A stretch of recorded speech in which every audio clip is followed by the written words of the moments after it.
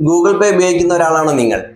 Google പേ മാത്രമല്ല, phone പേ, Paytm തുടങ്ങിയ എല്ലാ UPI ഇടപാടുകളുടെയും ലിമിറ്റ് NPCI ഈ മാസം 15 മുതൽ, അതായത് ഈ സെപ്റ്റംബർ 15 മുതൽ ഇൻക്രീസ് ചെയ്തിട്ടുണ്ട്. പ്രധാനമായ മാറ്റങ്ങൾ എന്താണെന്ന് നോക്കാം. സെലക്ട് ചെയ്യപ്പെട്ട കുറച്ച് ബിസിനസ് ഇടപാടുകൾക്ക് ഒരു ദിവസം 10 ലക്ഷം രൂപ വരെ ഇടപാട് നടത്താൻ കഴിയുന്ന തരത്തിലാണ് പുതിയ ഭേദഗതി വന്നിട്ടുള്ളത്. സ്വർണ്ണാഭരണങ്ങൾക്ക് ഓരോ ദിവസവും വില വർദ്ധിച്ചു വരികയാണ്.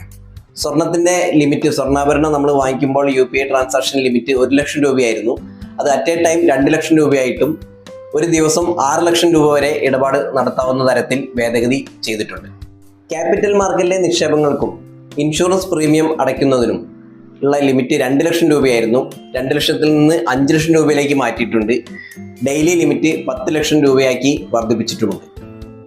കൂടാതെ ഗവൺമെന്റ് ഇടപാടുകൾക്കുള്ള, അതായത് ഗവൺമെന്റ് നികുതി തുടങ്ങിയ ഇടപാടുകൾക്കുള്ള ലിമിറ്റ് 1 ലക്ഷം രൂപയിൽ നിന്നും 5 ലക്ഷം രൂപയ്ക്ക് വർദ്ധിപ്പിച്ചിട്ടുണ്ട്. അതേപോലെ തന്നെ ട്രാവൽ ടിക്കറ്റ്സിനുള്ള ലിമിറ്റ്, പേയ്മെന്റ് ലിമിറ്റ് 1 ലക്ഷം രൂപയിൽ നിന്ന് 5 ലക്ഷം രൂപയാക്കി വർദ്ധിപ്പിച്ചിട്ടുണ്ട്. ക്രെഡിറ്റ് കാർഡ് ബിൽ പേയ്മെന്റിന്റെ ലിമിറ്റ് 2 ലക്ഷം രൂപയിൽ നിന്നും 5 ലക്ഷം രൂപയെ വർദ്ധിപ്പിച്ചിട്ടുണ്ട്. ക്യുമുലേറ്റീവ് ലിമിറ്റ് 6 ലക്ഷം രൂപയുമാക്കി വർദ്ധിപ്പിച്ചിട്ടുണ്ട്.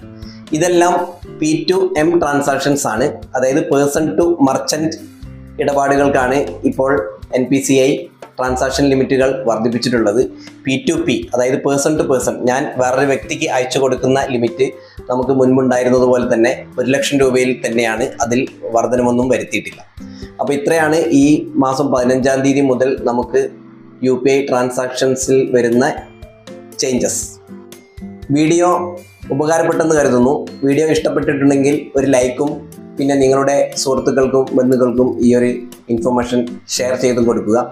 Thank you for watching this video. Thank you all.